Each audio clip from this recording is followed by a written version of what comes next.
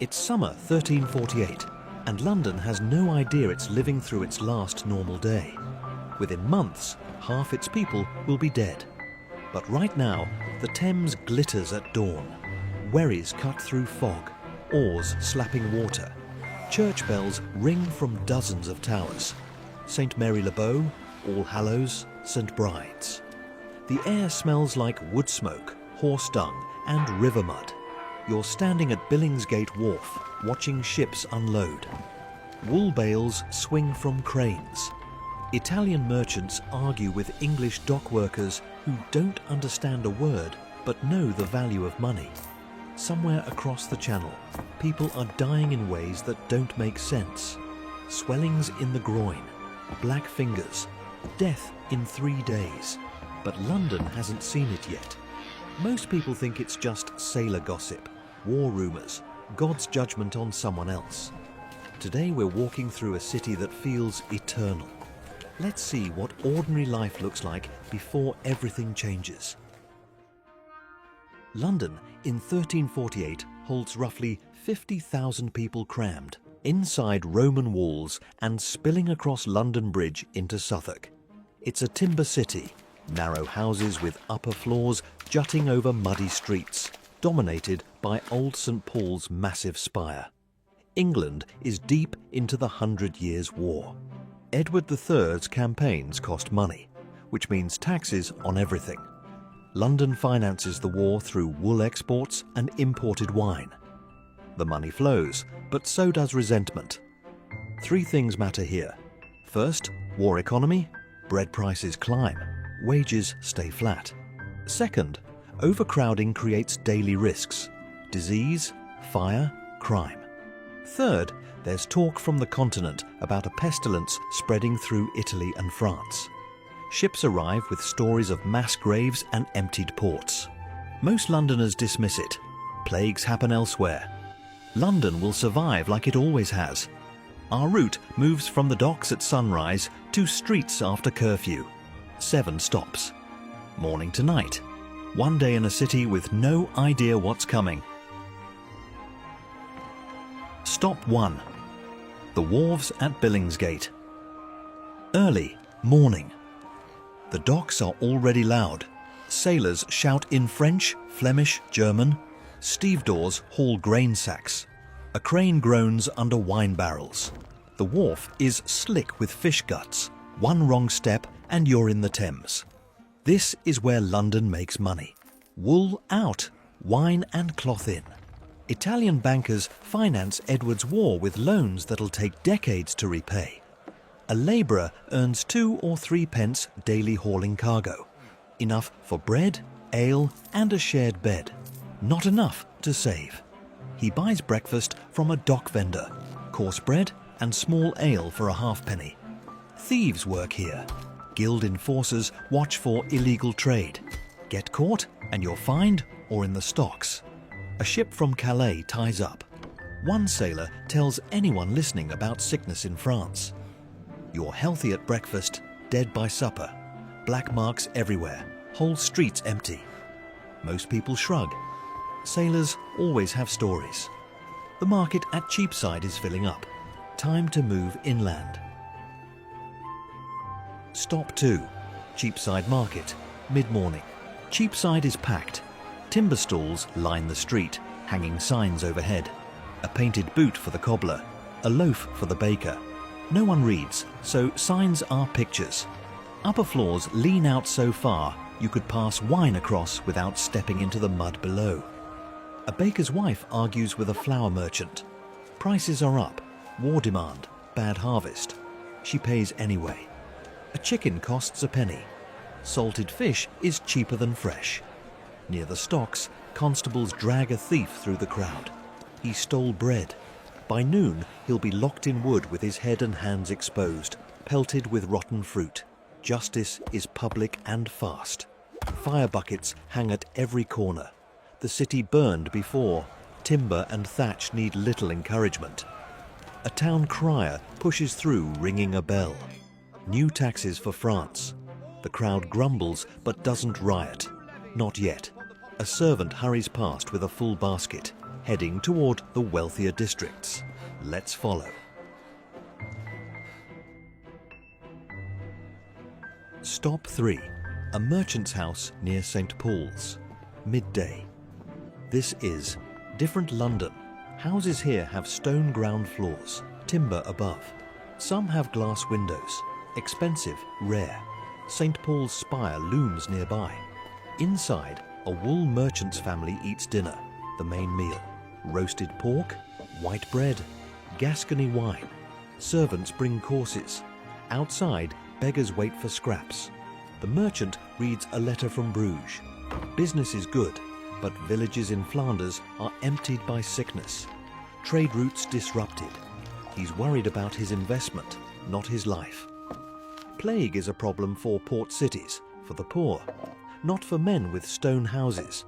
Sumptuary laws dictate what people wear by rank. Step out of line, and the city reminds you fast. Across the river, people live very differently. Time to see the other half. Stop 4. The Stews of Southwark. Afternoon. You cross London Bridge, the only Thames crossing, lined with shops creaking under their own weight. Southwark sits outside city walls, outside city law. Brothels, unlicensed taverns, bear baiting. The Bishop of Winchester licenses the brothels, the stews, everyone knows.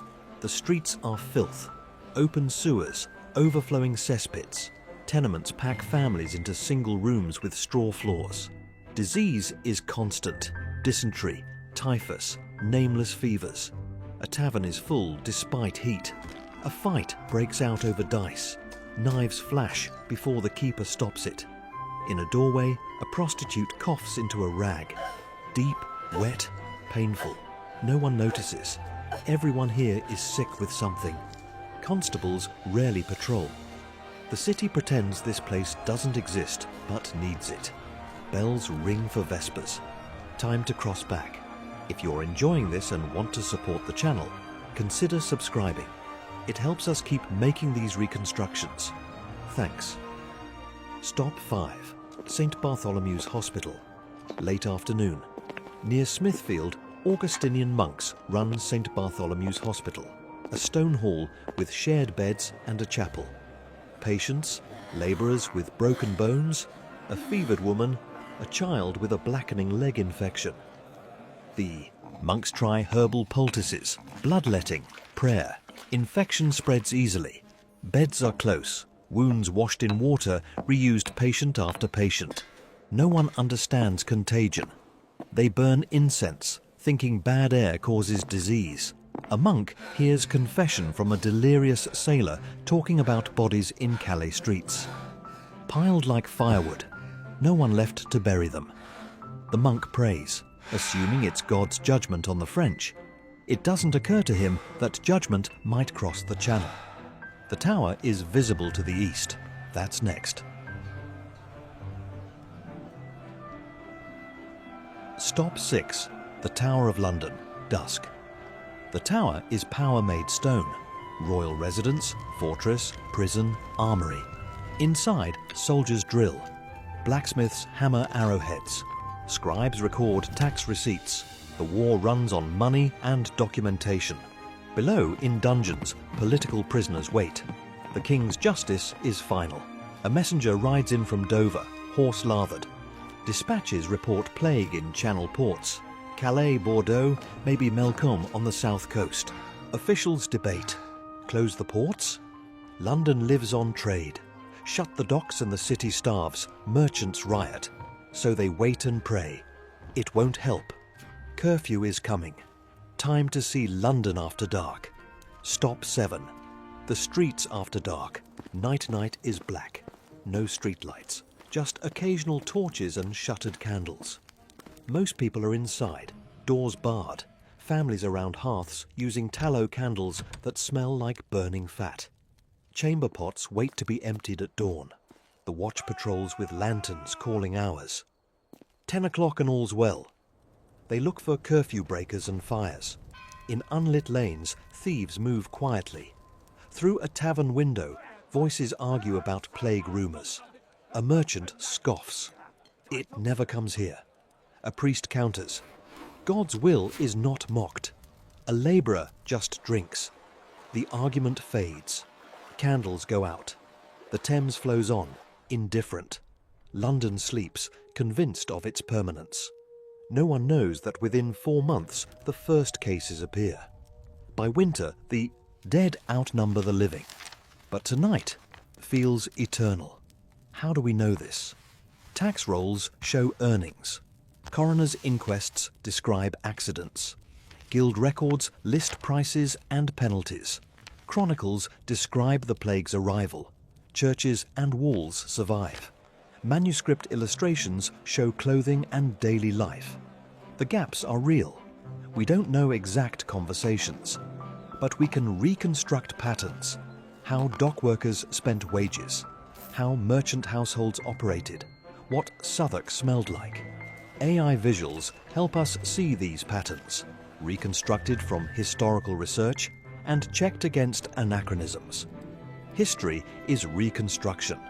This is what we can see. The city sleeps. Last torches gutter out. Watchmen make rounds. People breathe the same air, drink from the same wells, live inches apart with no concept of quarantine. By autumn, ships from Melcombe bring plague upriver.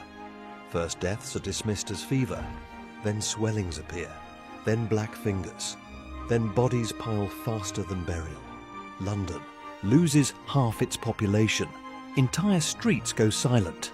Survivors walk through a city of ghosts. But that's autumn. Tonight is summer. Tonight, London is alive, loud, crowded, filthy, normal. Next time, A Day in London, 1665, when plague returns after 3 centuries, and the city has learned almost nothing. For now, bells have stopped. Fires burn to embers. The Thames flows dark under London Bridge. This was the last normal day. No one knew it. No one ever does.